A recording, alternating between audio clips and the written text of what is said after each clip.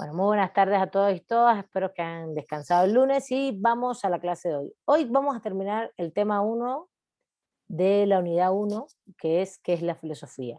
Justamente con esa lectura, que es una lectura mucho más fácil, más potable, incluso muy, a mi criterio, ¿cómo decir?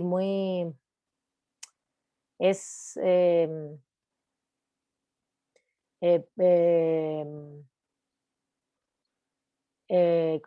ligera, pero siendo profunda. Es profunda, pero es ligera, se puede entender muy bien algunos temas de qué es la filosofía, pero sobre todo un punto importante que me interesa, que es justamente el sentido de la crítica en la filosofía, ¿no?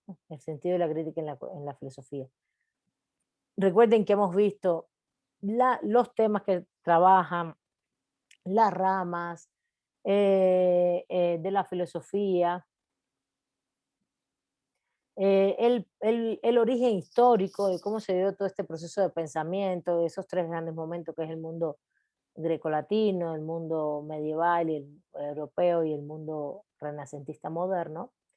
Y también como tres momentos históricos, ¿no? El nacimiento, pero después todo ese momento histórico y todo lo que implica los saberes anteriores. Y también estuvimos viendo cuáles son los principales problemas filosóficos, según sea, que justamente lo que trabaja la filosofía es eso, ¿no? Un problema irresoluble, una aporía, y cómo realmente se construyen horizontes filosóficos históricos, ¿no? Históricos con horizontes de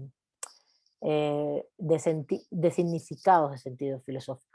Y que estos horizontes tienen el objetivo de construir una serie de significados de sentido que además de ser históricos, logran o llegan a ser dominantes, ¿no?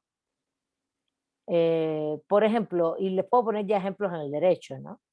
El positivismo a partir del, y esto es lo que vamos a ir viendo después de esta clase, a partir del siglo XVIII, XIX, creó un horizonte de sentido acerca de lo que, de qué era el derecho puesto por los seres humanos, no un derecho natural como era el naturalismo, sino el derecho puesto por los seres humanos. Eso es un horizonte de sentido filosófico que justamente se da producto de una crisis cultural, civilizatoria. Regularmente los horizontes de sentido filosóficos son cambios productos de crisis y se vuelven dominantes después. Y qué importante que construyen conceptos que son universales, que después vamos a seguir abundando un poquito sobre el universalismo y qué quiere decir ese universalismo, porque hay universales abstractos muy claros en el derecho, por ejemplo, pero eso lo quiero ver después en el derecho, ¿no? Cuando entremos a partir del lunes ya en el tema que es la filosofía del derecho, para que ustedes vean esto un poquito más en la práctica, ¿no? Bajemos los conceptos teóricos a la práctica.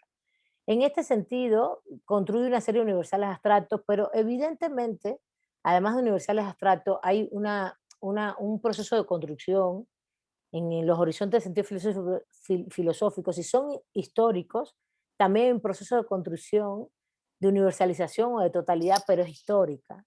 Es decir, no es lo mismo el derecho en el siglo XIX y lo que se concebía como derecho y se concibió de manera dominante a lo que se concebía en el medioevo, ¿no? Y eso no quiere decir, por eso digo que se vuelven paradigmas dominantes, pero a la vez también siempre hay escuelas críticas o pensadores críticos o filosofías críticas a los dominantes, ¿no? No quiere decir que los horizontes de sentido tratan de ser totalizantes, pero evidentemente en esa totalidad hay un proceso de dominación. Cuando digo dominación quiere decir que se impone como un horizonte de sentido para todos y todas. Y lo que va a pasar es que regularmente lo que va a haber es también pensamientos críticos que pueden llegar a ser, por ejemplo, en el caso de hoy, muy fuertes. En México, en el mundo, el horizonte de sentido filosófico del derecho sigue siendo el dominante, el positivismo jurídico, pero el pensamiento jurídico crítico tiene mucha fuerza y adentro hay mucha pluralidad, lo mismo en los positivismos que en el pensamiento jurídico crítico. Hay mucha pluralidad en construcciones de conceptos, etcétera, etcétera.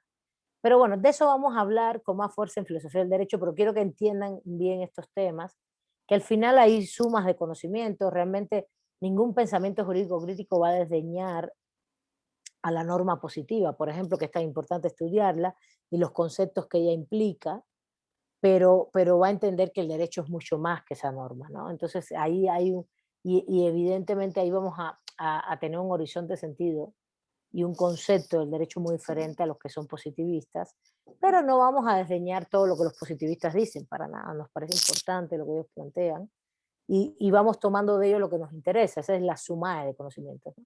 Bueno, esto es más o menos todo lo que vimos y yo quería abordar justamente eh, eh, la última lectura, esta que es una entrevista, que esta les decía ligera, potable, y aquí había hay como 5 o 6 puntos fundamentales que a mí me parecen relevantes.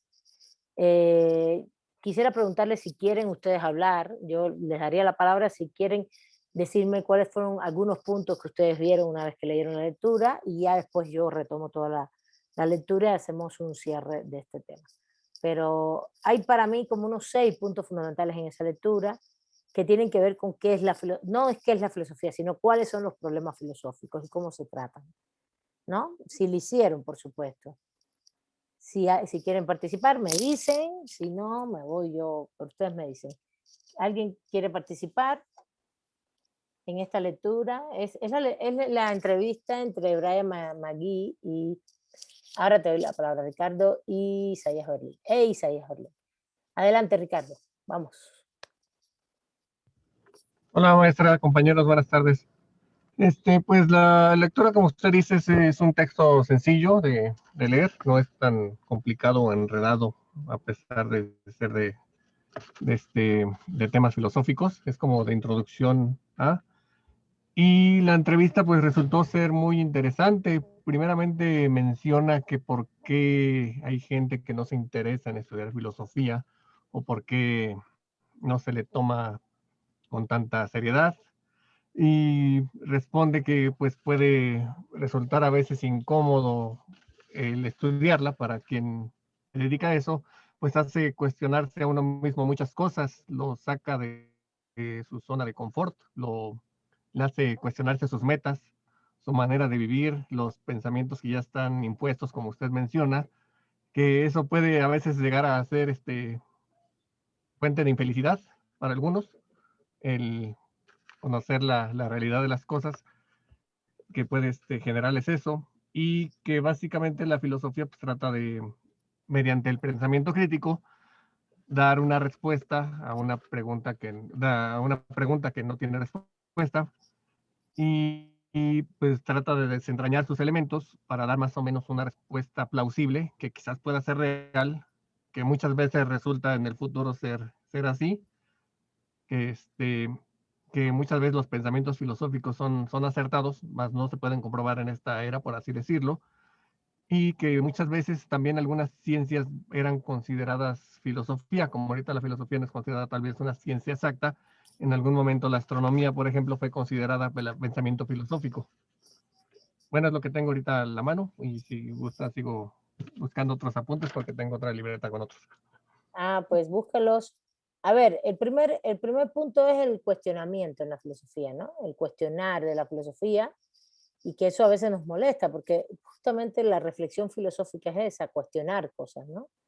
Cuestionar cosas y un poco y fíjense, yo les quiero comentar algo. Si bien el autor habla de la crítica, ese texto no está dedicado a justamente hacer filosofía crítica. Quiero que eso lo entiendan y eso lo vamos a ver en esta clase. En esta clase, en su momento, vamos a dialogar lo que es una filosofía crítica, cómo se construye una filosofía crítica, e incluso no una crítica a la filosofía, sino una filosofía de carácter crítico que tenga en su epistemología, en su metodología una construcción crítica. Y cómo realmente esto es muy importante para el derecho. El pensamiento jurídico crítico, como filosofía, podríamos decir que es una filosofía crítica de la práctica y que tiene toda una forma de construcción específica desde el punto de vista epistémico, metodológico, fines, ¿no? Dentro del derecho. y vamos a trabajar eso lo vamos a trabajar en la tercera unidad del curso, ¿no? Lo vamos a trabajar lo mejor posible, no para que ustedes sean críticos, ¿no? Es como cuando vino Guadalupe con el tema del EPA, no es para que ustedes firmen el EPA, es que ustedes por lo menos lo lean y sepan cómo está, si quieren firmar, firmen, es importantísimo. Es lo mismo, yo no quiero que se vean críticos, yo quiero que ustedes sepan que hay filosofías, hay, por lo menos en el derecho, hay tres grandes rangos que van a ser jus naturalistas, jus positivistas y pensamiento jurídico crítico, y que los tres son tres grandes horizontes de sentido filosófico, que tuvieron sus momentos históricos como pensamientos dominantes.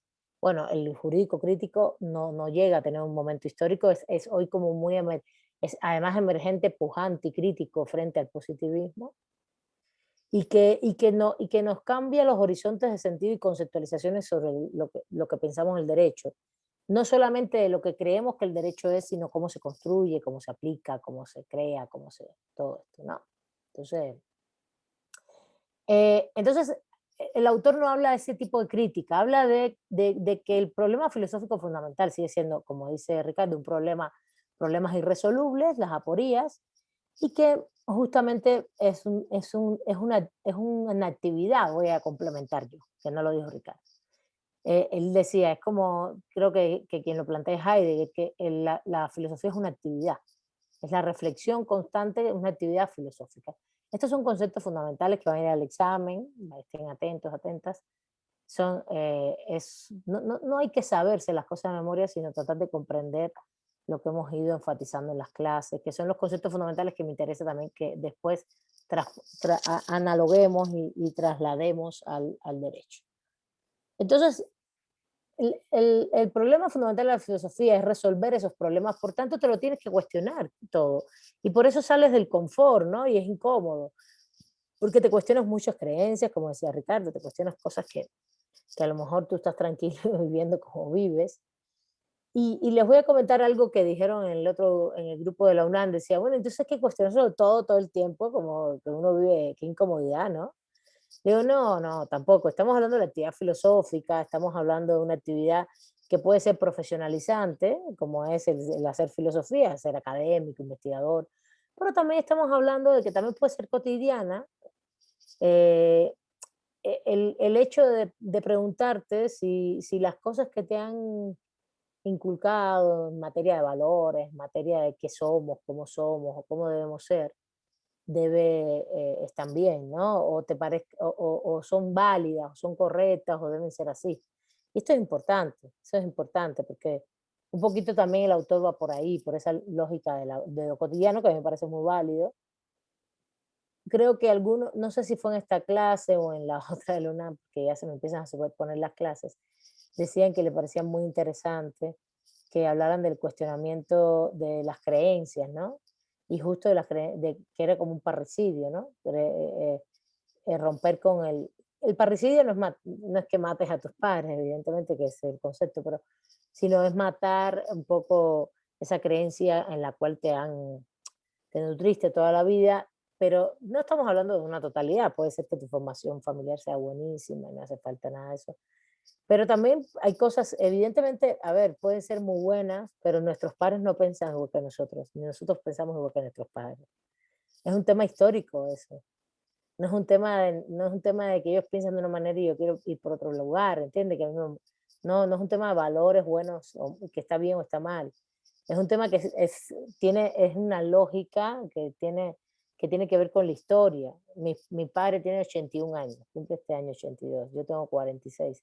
No podemos pensar igual y podemos conversar muchísimo, muchísimo, y dialogar mucho y converso mucho con él, pero hay puntos donde no tenemos la misma las perspectivas de las cosas, porque es lógico, es lo normal, es, es la historia y los procesos situados de cada uno, ¿no?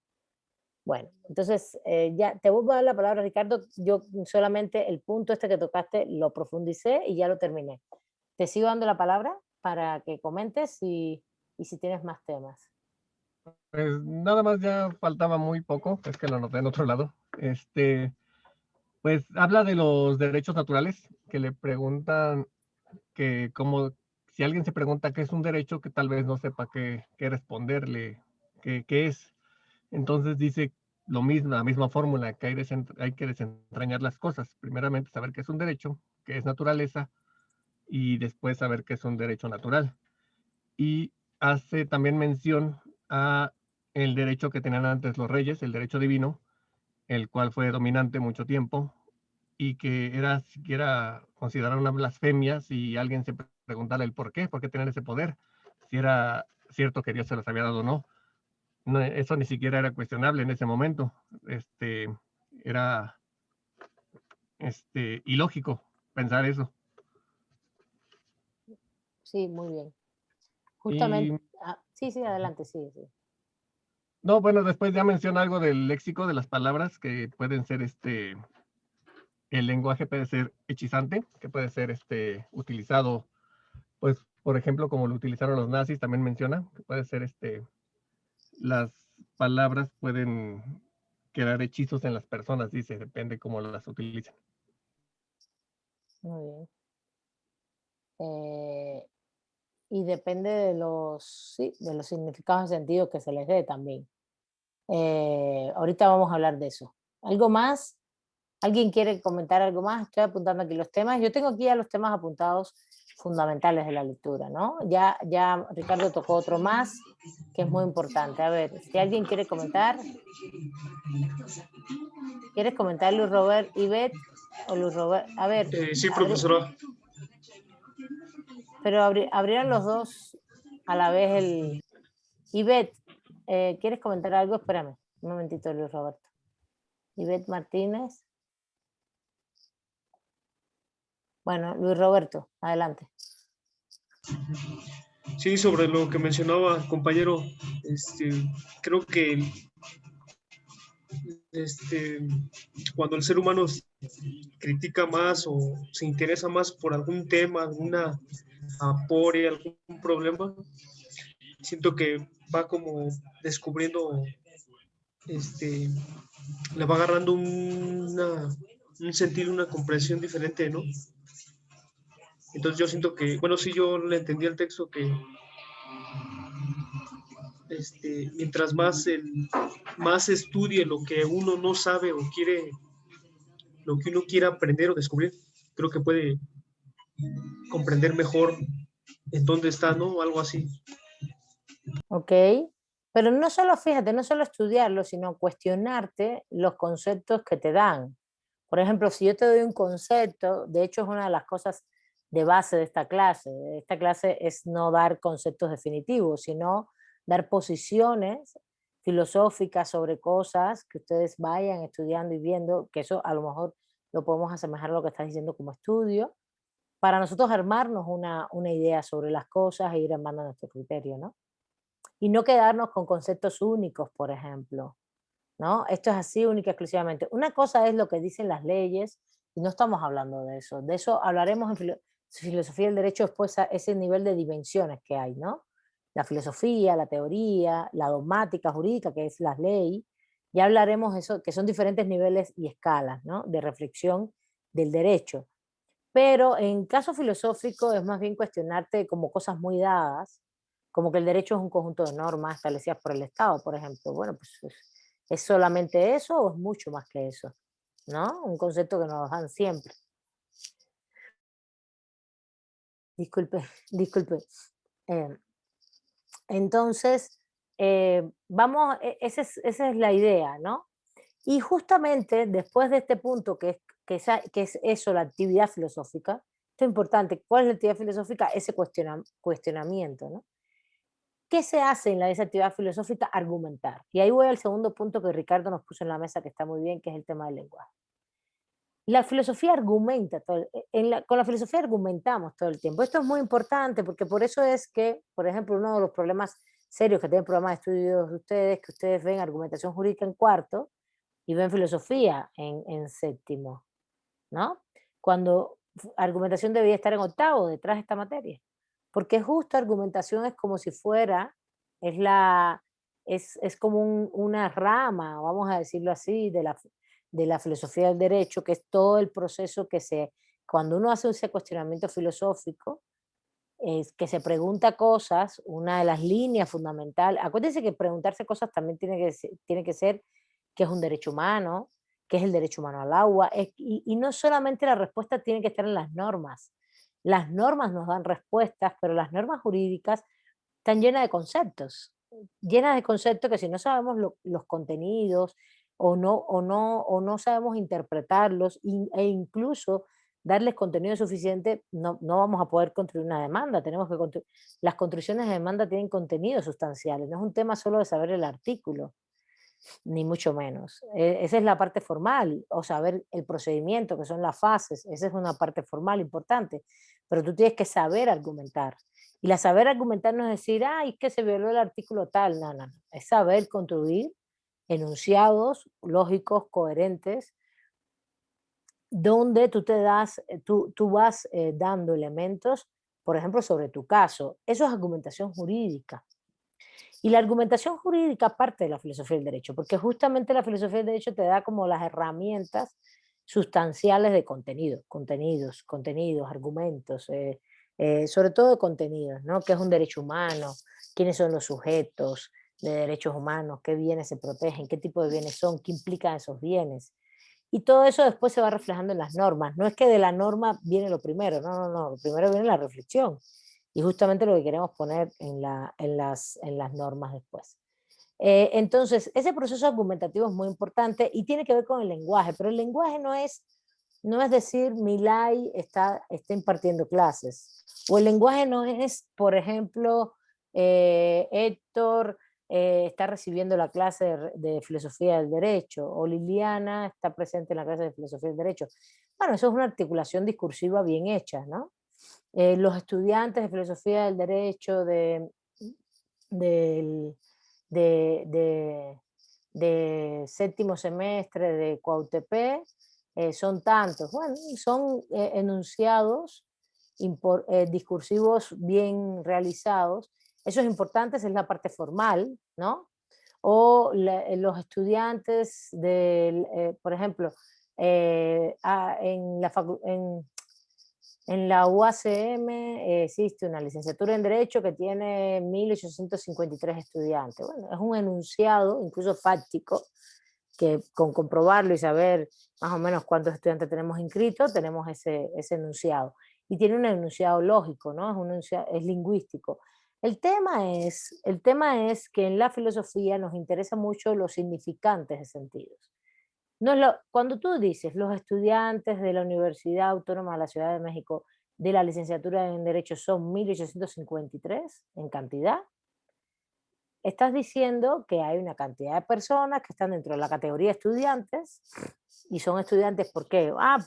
Porque están inscritos en la Universidad Autónoma de la Ciudad de México y pasaron por ese proceso de inscripción y se inscribieron a a la licenciatura en Derecho. No importa si tienen 2 carreras, si tienen 3, no importa, están ahí. Son 1.853. Entonces, es como un enunciado de hechos. Con tener los datos, lo puedes construir. Ahora, ¿qué hace la filosofía del derecho a la hora de argumentar y construir enunciados? Lo que le interesa mucho son los significados de sentido de los conceptos. Por ejemplo, la filosofía del derecho no se dedica a saber cuántos estudiantes hay en la licenciatura en Derecho. Eso son datos empíricos. Eso tiene que ver con las ciencias sociales, vamos a decirlo así, ¿no? Ya eso lo explicamos, la diferencia entre filosofía y ciencia. No son datos empíricos, son hechos. La filosofía del derecho lo que le interesa, y en este caso la filosofía, estoy poniendo un ejemplo, es justamente esos cuestionamientos como los que comentó Ricardo, que la lectura comenta todo el tiempo, ¿no? Los reyes tienen el derecho divino de tener el poder y de ser los jefes de Estado en los estados absolutistas. Bueno, ¿y qué significa tener el derecho divino? ¿Qué significa derecho divino? ¿Qué significa tener el derecho divino? ¿Qué significa ser un rey? ¿Qué significa un estado absolutista? Y todo eso tiene un significado de sentido, significados de sentido. Por ejemplo, voy a poner ejemplos ya jurídicos. Todas las personas gozamos de derechos humanos. Es un enunciado universal, clarísimo. ¿Quiénes son las personas? ¿Qué personas? ¿Qué implica que las personas? ¿Qué personas somos las que gozamos de derechos humanos? ¿Quiénes? ¿Por qué? ¿Cuándo? Gozar, porque ¿qué significa gozar? Bailar, ¿qué significa gozar? Gozar de derechos humanos, gozamos, la palabra, una palabra jurídica, el goce de un derecho. ¿Qué significa derechos humanos? Entonces, eso, ustedes dirán, pero esos son conceptos, Milay, que se estudian en teoría del derecho. No, esos son cuestionamientos que si bien están en las normas, se han debatido mucho filosóficamente para llegar a las normas, más bien. Y en los debates hay varios horizontes de sentido, de significados, y se va, y se van entonces creando consensos acerca de alguno que se vuelve dominante, ¿no? Y de pronto decimos, bueno, los derechos humanos son los que están establecidos en las normas jurídicas. Yo digo que no, los derechos humanos son todas las necesidades básicas que tenemos los seres humanos, ¿no? Eh, primero son expectativas de hacer y no hacer, pretensiones o reivindicaciones de hacer o no hacer cosas. Ese es el concepto realmente universal. De tener una casa, de poder ir a la escuela, de poder tener una salud de calidad, de poder tener conocimientos, ¿no? Hoy estaba yo en un evento estábamos discutiendo el derecho humano a la ciencia, como el acceso al conocimiento universal, pero también a producir el quehacer científico, ¿no? Los que podemos y queremos y estamos en ese ámbito profesional, también tener la posibilidad de hacerlo. Y así sucesivamente, ¿no? Entonces, en esa discusión hay significados de sentido. Y ahí el lenguaje no es un tema semántico solamente de cómo se construye la oración, semántico, lexicográfico e incluso de estructura lógica formal. La casa es verde, los derechos humanos de las personas. No es solo esto, no es solo esto, sino hay un significado de sentido detrás que tiene un contenido histórico y que es muy importante y se argumenta y se debate mucho en la filosofía del derecho, y no hay uno solo, aunque haya horizontes de sentido filosófico. ¿Cuáles serían los horizontes de sentido filosófico? El justnaturalismo, el justpositivismo, el pensamiento jurídico crítico, pero no coincidimos todos en el mismo concepto, pero lo debatimos internamente. Y vamos a debatir qué significado de sentido tiene todo esto. ¿Está bien? ¿Siguen conmigo? Entonces el lenguaje en la filosofía es muy importante, pero no como una construcción solo formal. Formal es todos los derechos, todas las personas gozan de derechos humanos. Es un enunciado formal, bien construido, universal, ¿no? Lógica formal es eso, sino de los significados de sentido que tienen todos los conceptos y los problemas filosóficos que nos vamos a cuestionar, y dentro de esos problemas filosóficos hay muchos conceptos, ¿no? Hay muchos conceptos. ¿Hasta ahí alguna duda? Entonces, hasta aquí lo que hemos dicho es, uno, el problema del cuestionamiento en la filosofía para que se convierta en una actividad filosófica, justamente a partir de que la filosofía, la actividad filosófica, que es también como un problema fundamental en la filosofía, su principal accionar es a partir de cuestionarse cosas, se generan argumentos, y a partir de los argumentos nos interesa mucho el lenguaje y la articulación lingüística, no solo como enunciados formales, sino como significados de sentidos históricos. Por ejemplo, ahí ponen el ejemplo del penado a muerte, ¿no? Del que penan a muerte en el texto. Hay una persona que tiene pena de muerte, creo que es incluso en la Segunda Guerra Mundial, entre fascistas y bueno, los aliados, no recuerdo si son los soviéticos o los gringos, qué sé yo. Pero los soviéticos fueron los que ganaron la Segunda Guerra Mundial, ¿eh? No vayamos a tergiversar la historia, por favor. Y a decir que siempre todas las películas por ahí ponen a los gringos terminar la Segunda Guerra Mundial con sus banderas, y digo, qué falta de respeto, ¿no? Después que los soviéticos se murieron en millones tratando de salvar a la humanidad del fascismo, no manches. Pero bueno, el caso es que a la persona que ya tenía pena de muerte, que creo que había traicionado o algo así, pone un problema moral, ¿no? Que es decirle, tú sabes que, vamos a poner un ejemplo, Abel, te vamos a agarrar de conejillo de India, no pasa nada, vale. Bueno, el Abel lo vamos a poner ahí, Abel bueno, Abel no es que no me gusta, bueno, yo soy la traidora, no me gusta ponerle a nadie ese tipo de categorías, aunque sea un ejemplo. Yo soy la traidora, entonces Abel viene y pregunta, bueno, si a Milay le podemos preguntar, le podemos decir, tengo pena de muerte, y le podemos decir que le puedo conmutar la pena de muerte si me dice todas las personas que ha denunciado, sabiendo que pueden salvar vidas humanas, ¿no? Y entonces dice una persona, una posición filosófica sería, no, jamás yo le voy a hacer eso a esta persona, a Milay, al que es traidora, porque sinceramente cuando se dé cuenta al final que le van a aplicar la pena de muerte me va a maldecir toda la vida, ¿no?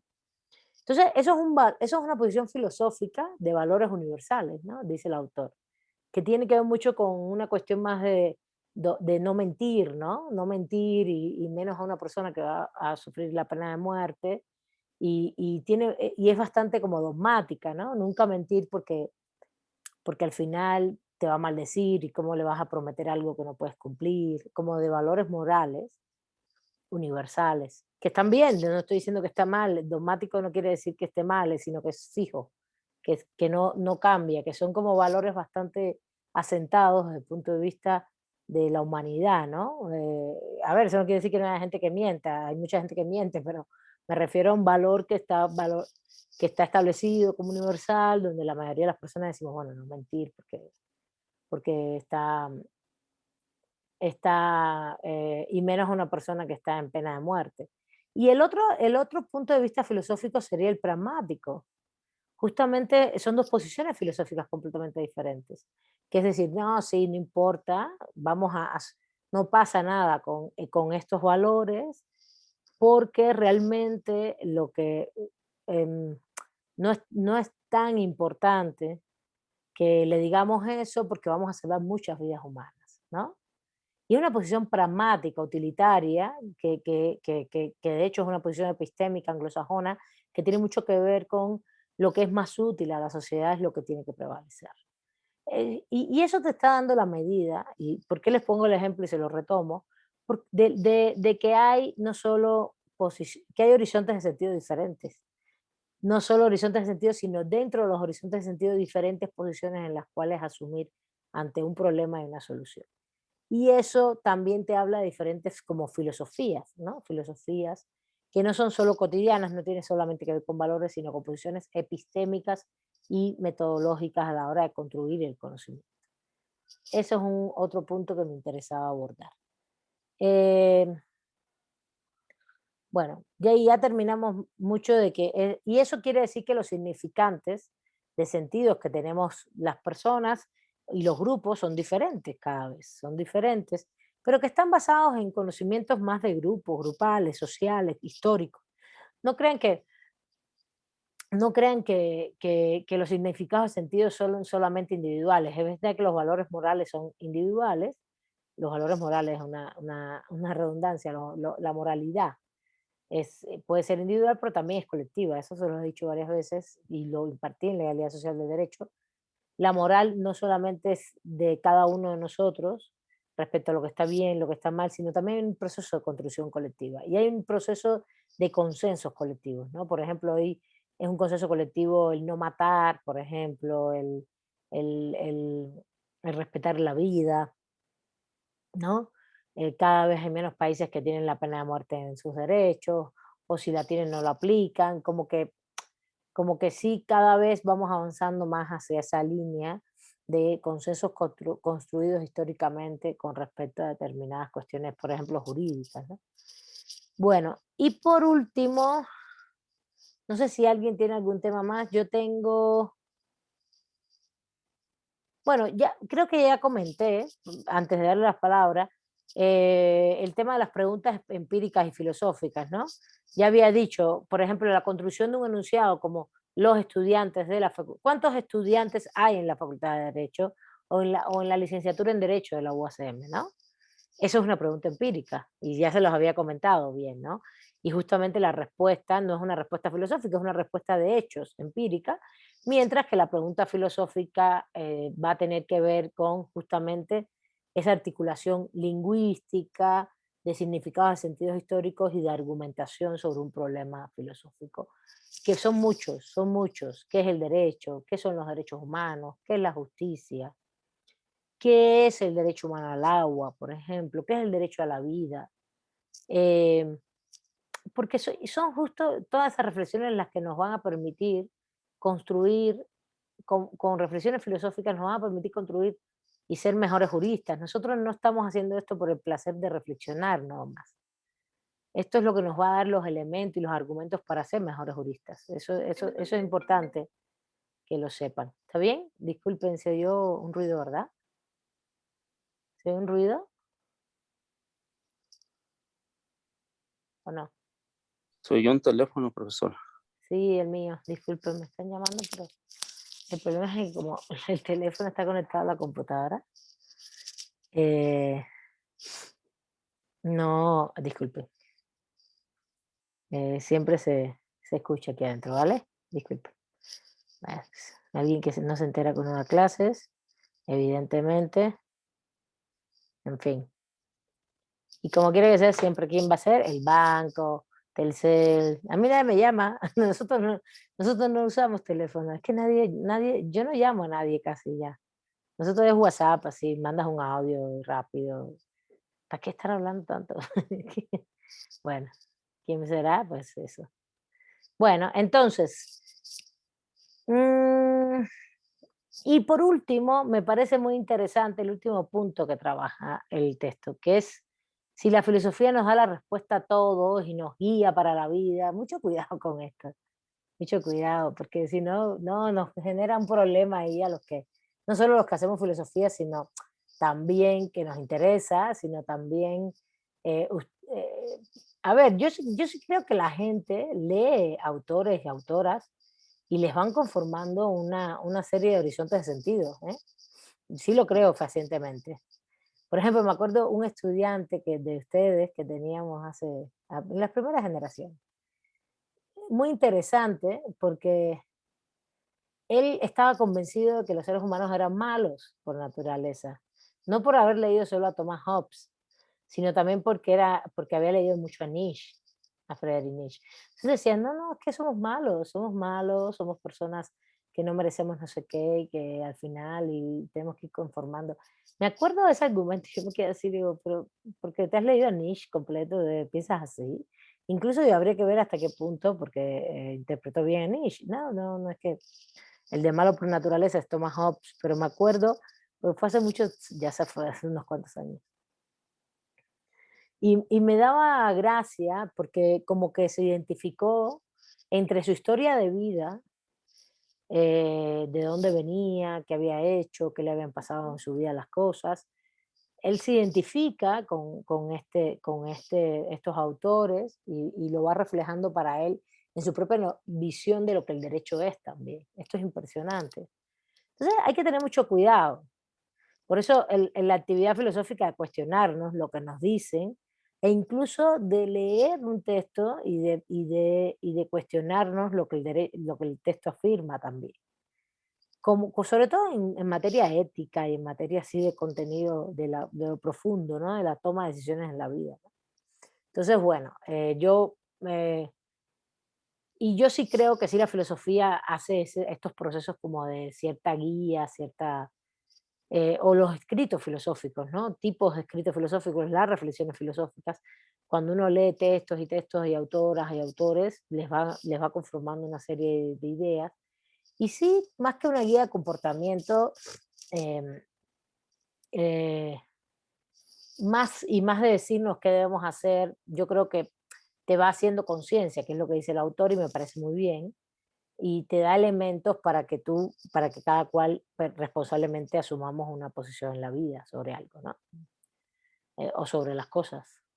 E incluso, por eso para mí es muy importante que esta materia, ya el lunes empezamos filosofía del derecho, ya se va a acabar esta clase y este primer tema, eh, que nos quede claro esa actividad filosófica, pero que también nos quede claro que yo no pienso darles a ustedes, decir esto está bien, esto está mal, no, no, no, sino darles los elementos son fundamentales, las herramientas en materia de conocimiento y en materia de búsqueda del conocimiento también. No solamente, miren, estas son las escuelas, sino también que sepas un poquito en metodología cómo buscar ese conocimiento, para que, aunque eso se ve más en metodología, la búsqueda del conocimiento es un proceso que se ve más en metodología, no en esta clase, en metodología, en métodos y técnicas.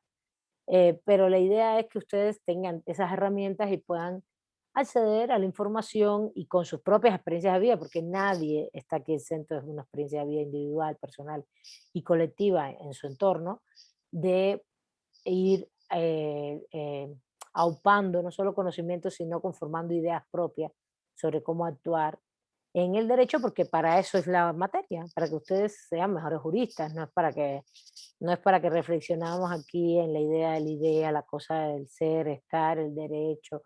No, no, no, no, no. Tiene un fin, esta materia tiene también fines prácticos, no solo fines eh, abstractos, teóricos, que sí también, pero sobre todo fines prácticos, ¿no? Bueno, ¿alguna duda hasta aquí, chicos y chicas? Compañeros, compañeras, compañeres. No, profesora. No, Bueno, profesora. No, profesora. bueno. No, profesora. Bueno, yo los insto a que traten de leer todo lo que hay ya, que vayan con las lecturas y las clases, que traten de no atrasarse mucho. Depende de los tiempos de cada cual y de cómo cada cual va asumiendo el curso también. Pues, hay personas que pueden tener problemas, etcétera, ya eso no lo vemos individualmente, pero trate la mayoría de ir porque ya terminamos el tema 1, vamos el lunes. Pasen la lista, por favor, muchas gracias, Demi. El lunes pasen la lista en el chat. Vamos a pasar a filosofía del derecho. Ya están las lecturas, ya les mandé un correíto, ya las subí y ya les mandé un correíto y vamos a empezar a reflexionar ya un poquito más concreto. Todo esto que hemos dicho lo vamos a trasladar a la filosofía del derecho, pero ya vamos a concretizarlo más, ¿no? Vamos a empezar a pensar los horizontes de sentido de la filosofía, ese significante histórico que quiere decir, cómo hay detrás, lo que hay son temas epistémicos y metodológicos que el autor comenta, ya más vinculado a la filosofía del derecho, ¿vale? Vamos a leer un autor muy bonito, muy interesante, mexicano, y vamos a seguir enriqueciendo. A ver, vamos con las lecturas conmigo, porque las estoy cambiando. Ahora ya puse estas y después voy a poner otra más. Creo que voy a ponerles una sobre la filosofía del derecho en México para que tengan un panorama muy bonito, en general. Chiquita, está chiquita, es informativa nada más. Y ya después hacemos el primer examen y ya después pasamos después a los naturalismos, pero les voy a ir poniendo pensamiento nuestro, de México, de América Latina, y pensamiento filosófico y pensamiento jurídico filosófico. Entonces quiero ir y quiero que vayamos dialogando en conjunto. Vamos muy bien, así que yo lo único que les pido es que traten ahí de leer y de participar en clases lo que se pueda. ¿Está bien? Bueno, hacen su lista y vamos viendo cómo va saliendo todo. ¿Está bien? Bueno, Ok, profesora. bueno, gracias a todos y todas por estar aquí. Gracias a usted. Hasta luego. Hasta luego. Gracias.